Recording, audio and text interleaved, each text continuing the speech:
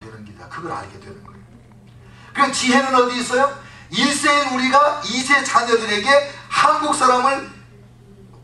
문화와 언어를 100% 가르쳐서 100% 한국 사람, 100% 미국 사람을 만들어야 미국의 주류 사회에서 한국을 대표하는 인물로 성공할 수 있는 거죠.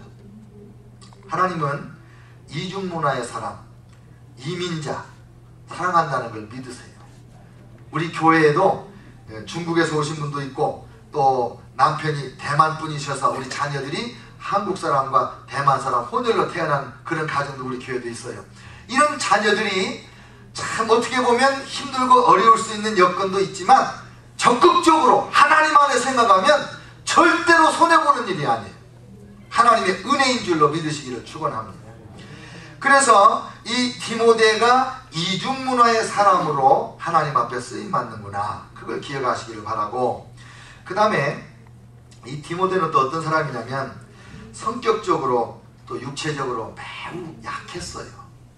그래서 디모데전서 5장 23절에는 사도 바울이 이렇게 편지에 썼습니다. 이제부터는 물만 마시지 말고 내 비위와 자주 나는 병을 인하여 포도주를 조금씩 써라. 술을 금하는 성경의 가르침에 포도주를 조금씩 쓰라고 말한 것은 이 디모데가 비위가 약하고 자주 병이 났기 때문이에요. 아마 심약한 사람이기 때문에 어떤 일을 할 때마다 긴장하고 자꾸 체하고 비위가 약해서 여행 다니면서 잠자리 바뀌고 음식이 바뀔 때마다 힘들지 않았을까, 그런 생각이 들어요. 그런데 이 디모데를 하나님이 쓰시는 거예요. 어떻게 쓰시냐, 오늘 본문에 보니까 디모데는 바울과 뜻을 같이 한 사람이었습니다. 바울과 뜻을 같이 한 사람.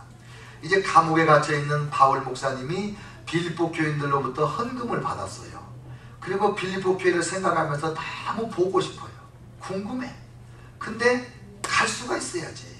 죄수니까, 감옥에 갇혀있는 죄수니까. 누구를 보내면 내가 가서 보고 온 듯이 보고 와서 나한테 얘기해 줄 수 있을까? 누구를 보내면 내가 가서 해주고 싶은 말을 내가 한 것처럼 말할 수 있을까? 누구를 보내면 내가 가서 혼내고 정말 무섭게 나무래주고 그렇게 할 수 있는 것처럼 그대로만 살 수 있을까? 누가 나하고 마음이 똑같고 생각이 똑같은 사람인가? 돌아봤더니 디모데밖에 없단 말이에요. 로마에 가기 전에 로마서를 썼는데 로마서 16장에 보면 이미 로마에 있는 기독교 신자 30여 명의 이름을 언급하고 있어요. 그러니까 바울 사도 주변에 이미 신자들이 많이 있어요. 그러나 바울의 마음을 그대로 닮아서 한 마음 한 뜻이 되어서 바울처럼 자기 대신 보낼 수 있는 사람이 디모데밖에 없단 말이에요. 그래서 이 사도 바울께서는 데살로니가에 디모데를 보내가지고 데살로니가 교회에서 해야 될 일들을 대신하게 한 적이 있어요. 3장 1절로 6절까지 나오고, 고린도전서에도 보면 16장에 보면 디모데가 이르거든 너희는 조심하여 그로 두려움이 없이 너희 가운데 있게 하라. 고린도 교회 문제 많은 교회잖아요. 내 바로 나와서 싸우던 교회고 심지어는 음란도 있고 막 그런 교회잖아요. 또 거기다가 은사는 강해가지고 서로 자기 은사를 자랑하고 막 무질서한 그런 교회잖아요. 근데 그런 교회에 이 연약한 디모데를 보내면서 사도 바울이 걱정하는 거예요. 심약한 사람이니까. 여러분, 디모데가 너희에게 오면 디모데가 두려워하지 않게 너무 함부로 하지 말고 편안하게 나를 본 듯이 그렇게 해주시기를 부탁합니다. 그러면서 이 고린도전서 16장에 썼다 이 말이에요. 그 다음에 이제 오늘 본문에도 보면 빌립보 교회에도 보내려고 하는 거죠. 누구를 보낼 수 있는가? 누가 내 대신 갈 수 있는가?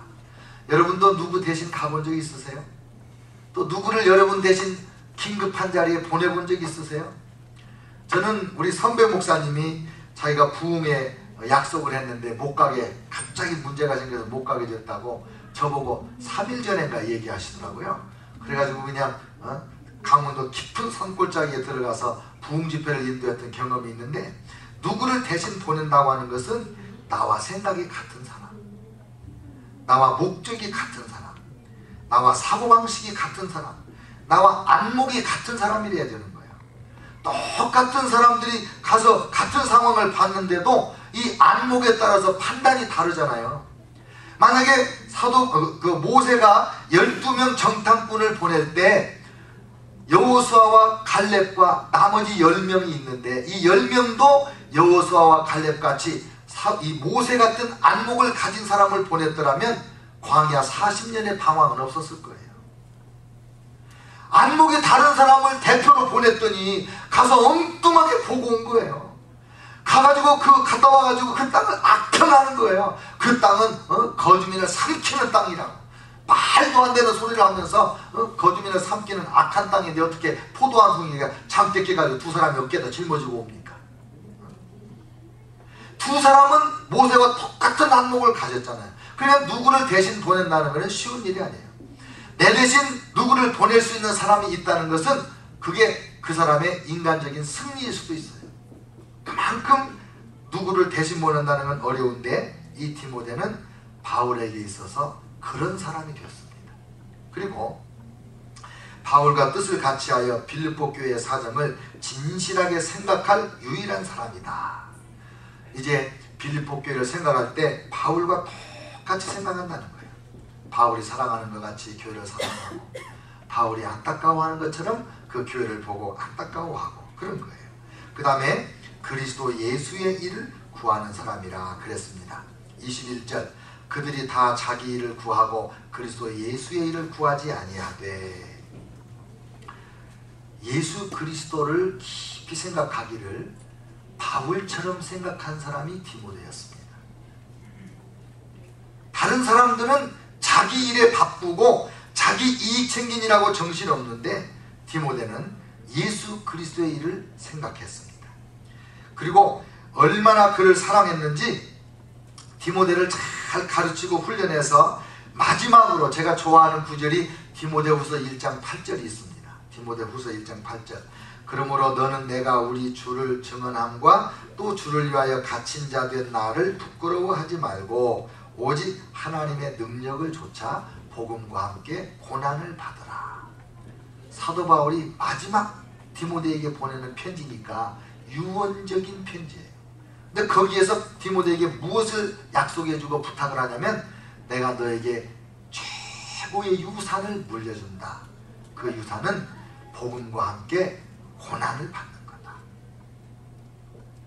디모데에게 그렇게까지 디모데를 사랑하는데 왜? 디모데가 그 예수의 일을 생각하는 사람이기 때문에. 돈 생각하는 사람한테 이런 얘기하면 금방 떨치고 도망가 버리지 않겠어요? 오로지 예수 그리스도만을 생각하는 사람이니까 복음과 함께 고난을 받아라. 이것을 마지막 유언같이 말씀으로 유산으로 물려준단 말이에요. 어떻게 이렇게 될 수 있었느냐? 오늘 말씀 22절에 보니까 디모데의 연단을 너희가 안다 그랬습니다.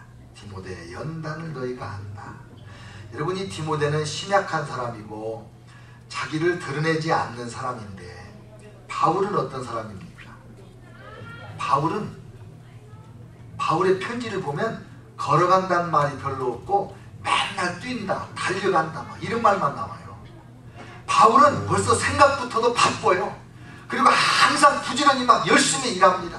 새벽에 일어나서 기도하지, 낮에는 장막 짓는 일하지, 저녁에는 또 전도 집회하지, 돌아다니면서 전도하지. 한 곳에 오래 있지도 않아요. 오래 있어봐야 2년 정도 있고요. 보통 3일 만에, 3개월 만에 막 옮기다니면서 교회를 하나씩 세워나가는 거예요.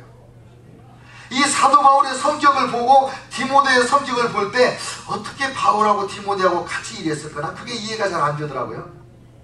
왜냐면 이 바울같이 부르도자같이 막 추진력이 강해가지고 밀어붙이는 사람들은요, 말을 천천히 하거나 또 조용조용히 말하거나 또 빨리빨리 안 움직이고 이러면요 답답해가지고 같이 일 못하거든.